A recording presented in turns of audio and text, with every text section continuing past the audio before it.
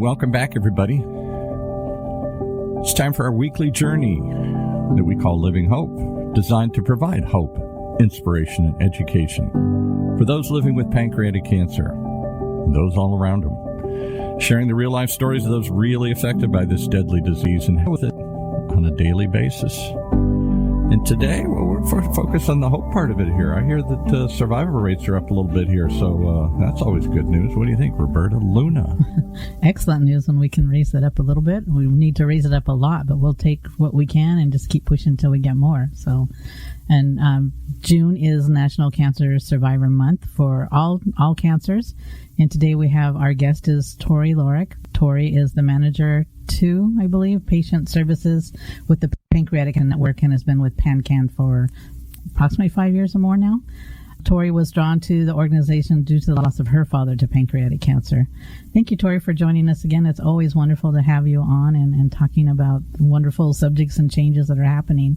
Did we do something wrong, though? She's on Zoom this time. I don't know, did we offend her somehow? We didn't give her free water when she came in or something? Here? No, it's the end of the physical year for them, so they have a lot of things, a lot of Zooming she has to do today, and instead of coming off. I apologize. I love being there in person, so next time I'll make sure to be there. Yes, we'll have her back. It's lovely to see you. Even on Zoom is fine, and we'll give Paul a hard time later on. But before, I a lot of times, and this was true for me when I first heard about pancreatic cancer, I had no clue what it was. I'd never heard of it, never heard of the pancreas, didn't even know what it did. So before we get too far in, because it is a big question, people always ask me is, what is the pancreas and what does it do? Can you just give us a little brief summary about that? Sure, absolutely. So our pancreas has lots to do with digestion, and it's located deep in the stomach, in the abdomen. And it is an organ that has two main functions. One is to produce pancreatic enzymes, which help us to break down and absorb nutrients from food.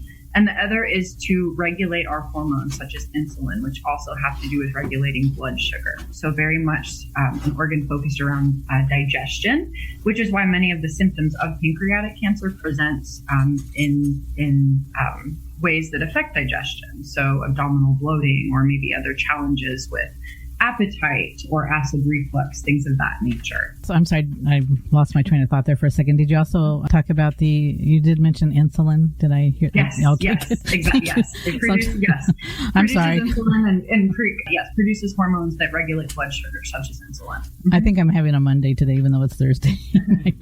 Yes. Like we did say, for the longest time, the survival rate for pancreatic cancer has pretty much stayed in the single digits. It's only recently, gone into double digits, where now we are at 11%, which is wonderful that it has, but it's still, unacceptable for us. I mean, we need to do something to really get it boosted up there like so many other cancers have seen. What do you contribute to the recent boost in the survival rate for pancreatic cancer? Sure. So just like you mentioned, over the last decade, it's gone from 6 to 11%. And from last year, it's risen 1% from 10 to 11. And the American Cancer Society releases these facts and figures for that 5-year survival rate every January. So there are a couple of things that we can attribute this rise to. So one of those being early detection, so improvements in early detection, which is a main focus. So making sure that we can find methods and strategies to catch the cancer at an earlier stage, where there may be more successful treatments, such as surgery, which is the best way to manage pancreatic cancer long term. And the other is improvement in treatments and the way that patients are able to receive treatments, improvements in treatment overall. And I'm happy to dive into that a little bit further, but those are going to be two of the main things that have really attributed to that rise over the last 10 years. Yeah, I think early detection is really important, and it's one of the reasons I feel like I'm still here is because it was detected so early. Unfortunately, having to lose family members to get to that point, but we need to do whatever we can to get that early detection, because a lot of people that I do speak with were detected early, so yes. It gives us more of a fighting chance. So. And I know pancreatic cancer, for one, it's hard to diagnose. Mm-hmm. Is one of those reasons possibly because of the location of the pancreas? Absolutely. So there are a few different reasons why it's hard to diagnose. So One is because of the location of the pancreas, located deep in the abdomen. So it's difficult to obtain imaging. At this time, there's not one standard screening tool like we see for other types of cancers. So it's usually a combination of imaging that's needed in order to visualize what's going on and get to the root of what a patient may be experiencing or diagnosing the disease. So location is one of them. Also, the symptoms can be very vague and mimic other issues. So it could present as other digestive challenges or pain. So that's why it's really important to advocate and speak with your doctor and advocate for additional testing, because it can mimic these other issues. And the goal is really to catch the disease at an earlier stage, like I mentioned, so that there can be more successful treatment or opportunity for successful treatment. When a patient is experiencing these very vague symptoms and there isn't proper testing to really determine what's going on, that means that the cancer has some time to spread, and it's often diagnosed at a later stage. The majority of patients are diagnosed at a later stage. Right. I understand that was with my dad and with my uncle, because their issues, as far as I understand, were digestive, and mine were the same. My mom, it was totally different. Hers was a constant itching. Interesting. Did she have jaundice as well? Not till later on, but in the early days, it was this extreme itching, and she had the neuroendocrine, so it was a little different. But I thought that was a little odd, and we just didn't even think to look at, of course, of pancreatic cancer due to that. It was just on a general physical that her doctor suspected it. So I think she had a lot of pancreatitis. I think was something too. So I hear that's common as well. Is that like maybe a pre-risk factor for pancreatic cancer? Yes. So pancreatitis is a risk factor for pancreatic cancer. So what pancreatitis is an inflammation of the pancreas. So that can heighten the risk of potential development of the disease, which is why we really educate about risk factors, speaking with a gastroenterologist who's a pancreatic specialist to notify them of any challenges that one is experiencing, any symptoms, any previous history, or if you do have a variety of risk factors, definitely speaking with the doctor and communicating that so that you can receive regular monitoring and make sure that you do have a specialist that is really focused on issues of the digestive system and pancreas. No, it's with somebody that maybe has symptoms, but somebody that has like family members that were diagnosed with pancreatic cancer. When should they start thinking about that and looking at that? Mm-hmm.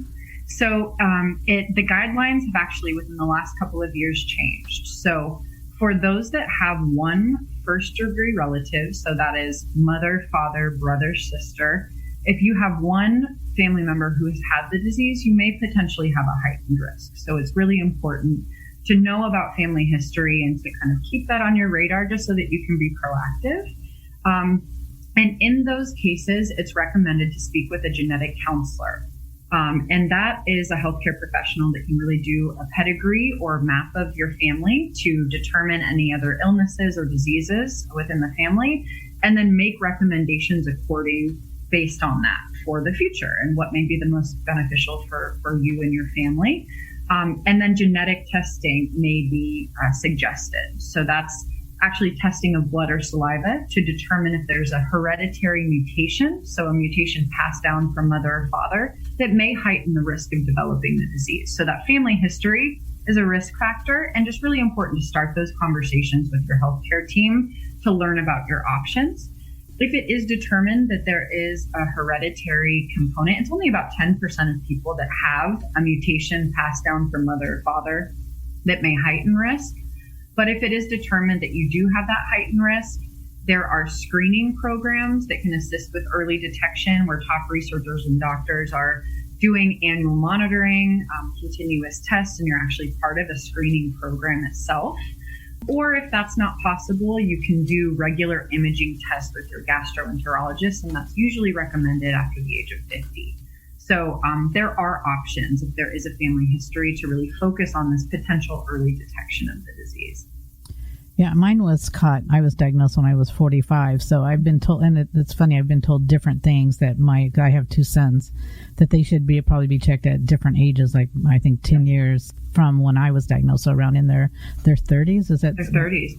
Yeah. And that brings up a really good point and why it's so important to talk about each individual's family history. So, where families where there may be more loved ones that have had the disease, there would be an even increased risk.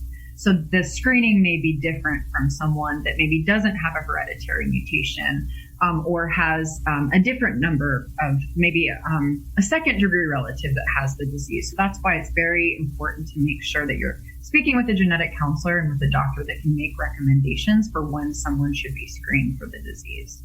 And is that something you would start your conversation with your primary care doctor, or is there another road you should go down? Yeah, you could definitely start a discussion with your primary care doctor to potentially get a referral to a genetic counselor and to speak with them about the fact that you're interested in discussing family history and the genetics of the disease as it pertains to your particular situation. Depending on insurance policies and things like that, you could also go directly to a genetic counselor. I do know that the National Society of Genetic Counselors provides referrals to genetic counselors in your area, and then also PanCAN Patient Services can give you a listing of genetic counselors in your area that specialize in pancreatic cancer as well. So you can either speak, I would always recommend anything that you're considering speaking with your doctor, your primary doctor about, just to get their insight and their recommendations and potential referrals. But you can also go directly to a genetic counselor if you'd like to speak with a specialist that has the expertise of the genetics of the disease as well. And now, if it's something that's not covered by your insurance, do you know how expensive it is if somebody wanted to go and pay out of their own pocket to do that? Yeah, I believe it starts, of course, it really just varies on the individual and the service. I believe it starts around $250 and up from there for a potential consultation. But it is every policy is different. But one thing I can share is that the genetic counselor kind of works as a liaison or a go-between with your health insurance. If there is any additional testing or if it is suggested that there's screening that is recommended, they can kind of work as the liaison to make a case for why insurance should cover these procedures moving forward. So that's another potential benefit of working with a genetic counselor, because they can kind of be a liaison or advocate for potential insurance coverage. But it can be $250 upwards of that for like a self-pay basis for a genetic counselor. Yeah, I think I just wanted a general idea, because I know a lot of people say they think, it's extremely extremely expensive to get started. And I'm just curious if you had an idea, at least what a beginning price could look like. So thank you. With the increase that we've had, like I said, it's been kind of slow in the process, but we're thankful for it, but we need to, push it a little bit faster. Why has it taken so long for pancreatic cancer to improve when other cancers, their survival rate has just really moved up continuously throughout the years? Why is it so different with pancreatic cancer? Going back to the location of the pancreas. So the location of the pancreas, the environment within the body, the cancer specifically has something called a stroma, which is a barrier around the cancer, if you will, a fibrous barrier around the cancer. And one of the challenges of really being able to target the disease is that it has this really intense, tough stroma. And again, that's the environment, how the cells develop within the body that make it challenging to actually penetrate the tumor. The fact that we don't have as developed as one standard diagnostic tool, that's another part of this and why there hasn't been as much development, because there are patients diagnosed later stage. That being said, there have been improvements over the years, and there have been things that have really improved the survival statistic and improved the lives of many patients. One of those being biomarker testing specifically. And this also has to do with just the nature of the challenges with targeting this tumor. So biomarker testing is something that it's a particular type of testing where they're actually taking a sample of a patient's tumor tissue and determining if it has any specific genetic mutations or alterations in the proteins, which are referred to as biomarkers. And if a patient has a targetable or actionable biomarker, that means that there may be targeted therapies to target those unique aspects of the cancer cells. And one of the things you mentioned, just kind of how this has gradually been a really kind of slow and gradual increase. is that it requires clinical trials and patients to participate in clinical trials to determine the effectiveness of these targeted treatments. But we have seen, the research has shown that patients that have an actionable mutation where there is a drug that can target that mutation may have improved and increased survival. So that is something that has also attributed to the survival rate increase, is the development of these types of testing, the biomarker targeted testing, and then these targeted therapies as well to target these specific aspects of cancer cells. I know my doctor, when he was describing the pancreatic tumor to me, he said it was like the hard-shelled peanut M&M, yes. Just to kind of give people an idea. To give an idea how difficult it is to penetrate it. So that was just a little thing that, he was trying to explain to me. Because it's hard to think, why is it, the other cancers that you seem to can target and get the chemo through it to kill the cells or whatever. So what's the difference? And apparently it builds up its own little protective shell and protects itself, which is, I think, kind of unique in a way, but something we, need to really tailor and see if we can't get around and do that. Yeah, definitely. A lot of times, a lot of doctors will do radiation first to break through, and some don't think radiation is the answer. They'll go straight to chemo. Is there any insight on that as to why that could be, why they might feel that way? So it's because, I guess I should kind of backtrack a little bit. So when the cancer is localized to the pancreas, so that means it hasn't spread to other organs, chemotherapy or radiation therapy may be recommended. So radiation therapy is typically only recommended when it's confined to the pancreas or localized, and that's specifically for adenocarcinoma. For neuroendocrine, which is the more rare type of pancreatic cancer, there isn't that one exact standard of care, so there's a little bit more flexibility in what may be recommended. But for adenocarcinoma, there's some kind of conflicting research and just opinions within the medical community of which to start with first. And that's really contingent and dependent on the patient's situation, overall health, how a doctor thinks that a patient may tolerate therapy. And if you are a patient that is determining what the best option is to start, that's why considering a second opinion with a pancreatic cancer specialist is always very important. So say a doctor recommends radiation before chemotherapy, and you want to really get more insight if that's, the best route for you. So getting that additional opinion can either confirm what that first doctor has shared with you, or introduce another option as well. If maybe they're suggesting starting with chemotherapy or going another route prior to starting radiation. So it's not as clear cut, and the standard of care is not as clear cut when the cancer is localized to the pancreas. It's also contingent on if surgery may potentially be an option. But radiation can be an option for patients where doctors feel it's appropriate. Oh, thank you. And I don't want to put you on the spot, and just something that, I hear and was just curious about. Yeah. With the increase in the survival rate for pancreatic cancer, we've gone from, I think when my dad was diagnosed, it was 3%, and I was diagnosed in 2002, and it was 4% at that time. So gradually seeing it kind of hop by 1% for a while, and now from 10, finally double digits now into 11. What are some of the reasons that you think that we are seeing this increase? Yes. So some of the reasons, so kind of going back to the early detection and improvement in treatments. So there is lots of research around that early detection. There are those screening programs, like I mentioned. There's the NCCN National Comprehensive Cancer Network guidelines have changed to recommend genetic testing for those that have one first-degree relative with the disease. So learning about that hereditary component has led to more early detection of the disease because people are getting educated about their potential risk. Through our organization, we have various initiatives that also support the research around early detection, one being our early detection initiative.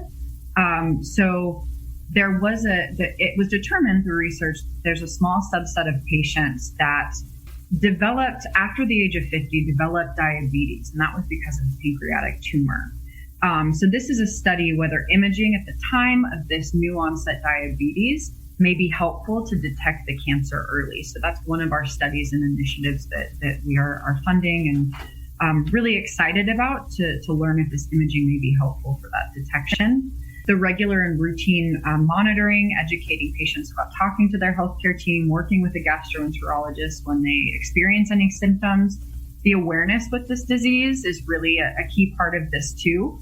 Unfortunately, I had the same experience with my dad where it was, 6 months before it was diagnosed and he was struggling with symptoms because it was diagnosed as many other things before the testing was actually ordered to get to the root of things. And that was 2004. So with the spreading of awareness, listening to your body, knowing the signs, knowing the risk factors, people are getting diagnosed earlier because they're knowing how to speak to their doctor about this and how to advocate for additional testing. So those are just some of the components in regards to early detection. And then improvement in treatments, like I mentioned, the clinical trial setting is where we learn about drugs that may potentially move the needle for this disease. So there have been drugs that have been approved. There's been the development of many targeted therapies that are specifically designed for patients that have those biomarkers within their cancer. The awareness and widespread knowledge and implementation of the importance of both biomarker and genetic testing, both components, so testing tumor tissue for biomarkers, as well as the blood and saliva of patients that have been diagnosed for hereditary biomarkers. The NCCN guidelines, like I mentioned, it suggests both of those so that those can indicate treatment options. And it's around 30% of patients have an actionable biomarker. So for those patients, their outcomes may be improved because of the development of these treatments and drugs. And just the clinical trial space in general is really important. Patients that participate in clinical trials do potentially have better outcomes. So that's how we're learning, and that's how the needle has really been moved with these treatments. Another part of this too is the improvement in supportive care. So supportive care has to do, it's also referred to as palliative care. Mm-hmm. So that is the addressing of the symptoms and side effects of the disease, the emotional component of the disease. So really looking at patients holistically. And over the last 20 years, since we're talking about the early 2000s when our family members were impacted, the importance of working with a palliative care specialist and a supportive care team. And if patients' symptoms and side effects are better managed and mitigated, they're able to receive these chemotherapy treatments. They're able to participate in clinical trials. They're able to stay on treatment for longer that may be beneficial. So that supportive care component has improved and is an important part of this conversation. And then, another just related to that, our patient registry through PanCAN is an online database designed to help accelerate research. And it's where patients and caregivers can actually go and self-report symptoms, side effects, how these things were managed, responses to treatment. And these are things that researchers are taking a look at to learn more about patterns and trends in the disease and how we can support patients and what works and what maybe isn't as effective. So again, two kind of buckets are early detection and improvement in treatments, but there's a lot that informs both of those, and a lot of work being done, out in the fields, in the laboratory, advocacy organizations that are supporting this, everyone that's getting involved with this cause and spreading awareness. Everyone is assisting to really move the needle and to increase that survival rate. And people can find out about these by going to the website, right, pancan.org. The patient registry, I find that very useful. I am part of that. I am on that end. Not only can I give my own symptoms and my own thing, I'm able to put my parents and my family in there, yeah, which I think is, I hope is very helpful, even though they're not with us any longer, but something that they can take and maybe learn from. And what I can say, too, about the patient registry, I know a lot of people are concerned about privacy, but it is very well protected. And if you can speak a little bit about that, just to encourage people. Mm-hmm. So HIPAA and patient privacy and confidentiality is at the forefront of everything that we do as an organization through patient services, through the patient registry. Everything is de-identified as well. So even though you're inputting your information, it will always be protected and it will just be what's reported. You are not, as a patient or caregiver, tied to that information, with your individual identifying information. And I think the point that you made about being able to share information about, your family members that you've lost, it's, and with some of my patient caregivers that I've worked with, it's a way to in someone's honor, continue to further the research and use their journey and experience as a way to help others and give back and share about their experience and what they went through, so that in their honor for those that we've lost, we can really use that information. And of course, very personal decision to participate in something like the registry or any registry in general. There are registries, across the board. There's genetics registries and things like that, but it's an opportunity for you to use as a caregiver or patient, use what you've been through as a way to help doctors and researchers learn more. Yeah, I think if they can help find, a common denominator, I mean, there has to be something there, like with the survivors. What is it, that one thing? There must be some common denominator there that if we can just find, then we'll be able to have, way more survivors. Definitely. Right? Yeah, definitely. And, I'm not sure how we are on time, but, I can just share some of the research that was obtained from the patient registry was around pancreatic enzyme insufficiency and the importance of the supplementation of pancreatic enzymes. So taking those enzymes to manage some of the digestive symptoms, and that being a really important part of supportive care. And there was research that the organization published around that. And that's information that's used in the clinic and, in the trial setting as well, to make sure that patients are utilizing pancreatic enzymes and talking to their doctor about pancreatic enzymes. So that's just one example of the information that people share and how that's used to really inform how patients are treated. And I have to say that part did help me, because it was something, when you're given the enzymes, nobody knows how, they don't tell you really how to take it. The doctor doesn't, so you have to rely on the pharmacist. And it can be different. So, you want to know, how many am I supposed to be taking? How am I supposed to be doing this? So that actually was very helpful to me personally. So, and that I did participate on that questionnaire on the patient registry. So I found that very helpful. So thank you. I've heard, and I don't know if there's any, you can talk about it or not. And if you can't, that's fine. But something about a blood test that we might be close to. Is that correct? Yeah. Or are we still way off? Yes. No, there are 2 blood tests. One was developed by Immunovia, and the other is developed, and it's called GRAIL. So these are blood tests that are taking a look to determine if there are any antigens or biomarkers within the blood that may be elevated, that may indicate if there could be signs of pancreatic cancer in real time. So this very exciting research, definitely something that patient services provides information on, and we encourage having discussions with your healthcare team if there is a family history of the disease or if there is a heightened risk of developing the disease. So these are very exciting and can potentially inform additional testing. If these numbers have spiked, if this blood test indicates that there could be something going on, it can inform potential early detection for patients that are eligible to receive these tests. So very exciting, this development, and definitely on the right track in terms of having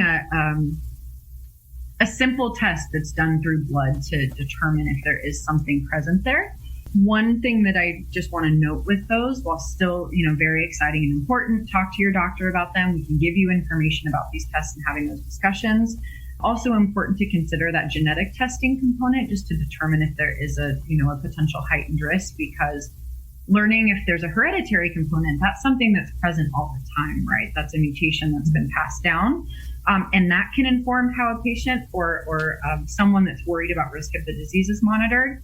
Those 2 blood tests, the Immunovia and GRAIL, those are in real time, determining if there's a spike in the levels and if there should be something that is taken a look at a little bit further. So those are kind of the differences between the 2 types of testing, but definitely very exciting. And within the last year, those have been developed, or have come to market and are available. And I recommend speaking with your doctor about them. There are some limitations with those tests, just in terms of states and availability and things like that, but we're always happy to give you information through patient services or your doctor. Definitely speak with your doctor if you're interested. Good, thank you. And somebody just texted me wanting to know, they work with different cancer clinical trials, but they're wondering, why is it so hard to get somebody to participate in a pancreatic cancer clinical trial? Yeah, so patients specifically, so for patients to enroll. Yes. So this is a barrier and something that as an organization, we are really looking to change and taking a look from all different sides, because the clinical trial enrollment rate is pretty low. So one of them being the criteria for trials. Patients do need to fit a specific criteria for trials in order to enroll. So that's something that we do see just challenges with being eligible. Education and awareness about clinical trials, that's a huge part of this. Making sure that we get the word out about how to actually get a listing of potential clinical trials that a patient may be eligible for. And for those that are working with a high volume institution for the disease that have, if they're working with top researchers and doctors, they may have more knowledge and access and availability for these trials. But patients that are located in a community setting, or maybe their oncologist is not as familiar with clinical trials, that's where we really need to get the word out and teach people and educate people about how to get these lists of clinical trials, take them to their doctor so that they can consider these options. Another would also just be, it's a very personal decision to enroll in a trial. And there's some stigma still, which I know we've talked about in the past about participating in a trial. And just some of their absolute benefits, but there are potential risks of also participating in a trial. So just the fear of the unknown. And, like we talked about before, there are 3 phases of testing in clinical trials, and the drug only moves on to the next phase if it's proven to be safe and effective in the previous phase. And there are many safety checks in place. You're working with top researchers and doctors to be monitored and potentially receive a treatment that is newer and maybe better than the standard of care treatment prior to it being readily available. So there are absolutely potential benefits to participating in a trial, and something that we recommended, and awareness is a huge part of that. And some of the ways that patients can get educated about clinical trials in their area would be to reach out to patient services. We have the most comprehensive database for pancreatic cancer specific clinical trials, so we can run personalized searches based on treatment history, location of the cancer, type of the cancer. And then there are many other tools online as well through other advocacy organizations and other opportunities online and search engines online. But we think it's really helpful to be able to have someone kind of guide you through that process. So to summarize, it would be eligibility, awareness, stigma. These are some of the biggest challenges for getting patients to enroll. Yeah, and like you said, we have touched on these subjects. So if anybody wants to listen to them, they're on a podcast. They can just, I think, Google it, and it should come up. But I want to thank you for coming back and talking with us. And I know there's plenty more I would love to talk about. So I know I want to have you come back again, because I'd really like to dive into some of these things like Know Your Tumor, Precision Promise a little more, because they can almost take up a whole show. So we'd really love to have you come back. So thank you for joining us today. And this episode of Living Hope is dedicated to the members of the Survivor Council and Survivor Council alumni formed by PanCAN to ensure that the priorities, experience, and expertise are integrated into PanCAN's programs and initiatives. I was very honored to be on the first Survivor Council that came out, and we are there to help the survivors and make them aware of some of the programs that are out there for PanCAN. So there are too many members to list here right now. We only have a few seconds left, but I will name them on the podcast and when it comes out later. So thank you for those people who have given us their time on the Survivor Council and the Survivor Council alumni. Thank you, Tori, for being here again. Greatly appreciate it. Thank you. Yes, you're so welcome. Thanks for having me, Roberta. It's always a pleasure, and love that we dedicated that to the Survivor Council because it's so important. Thank you.